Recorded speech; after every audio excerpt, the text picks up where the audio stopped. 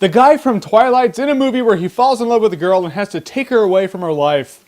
That's what we call acting range.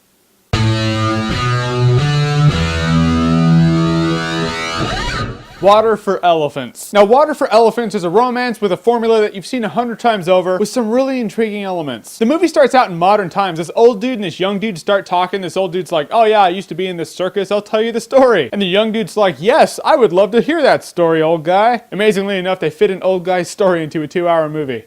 That's never happened to me ever. And his young self is played by none other than Robert Pattinson, of course. Story goes, Robert Pattinson's character was on his way to being a veterinarian when tragedy hits his life, and he comes across a circus in which he's like, yeah, I'll be a carny, why not? Then he meets Reese Witherspoon, who's married to the boss, played by the Jew hunter, Christoph Waltz. And you know that guy's gonna steal the show. And he absolutely does. It's almost a cliche now to say, oh, Christoph Waltz stole the show, he was the best part. But I mean, he was. And he did. Because the guy was just really unstable. Even in his calm moments, you're just waiting for him to lose his shit. Then he starts talking and starts drinking, the tension rises, and you're just waiting for it to happen. You're waiting for him to just snap. It's intense shit, and the guy's a really good actor. And yes, there are a lot of moments where Christoph Waltz loses his shit. And girls, if you're with a guy in which you need to make excuses for him, like, oh, he gets that way when he's drunk, just leave him. Lessons from movies, words from me. That's how we roll here. But Robert Pattinson and Reese Witherspoon's chemistry, I didn't feel like they were like in love. I felt like she was a chick who was married to this dude, so she sees this new pretty face come in, he's kind of infatuating for her, and so she just kind of has a crush. That's it. Nothing big, nothing, you know, real. Again, you feel like you've seen this 100 times over. It had some cool elements in the movie. It had some really cool conflict in the movie. It also had boring parts in the movie and no chemistry between the main actors. However, Christoph Waltz and the elephant, they had chemistry. So is it a better romance based around a circus than Batman Returns? No. I would say it's okay, but you're not going to remember it in T-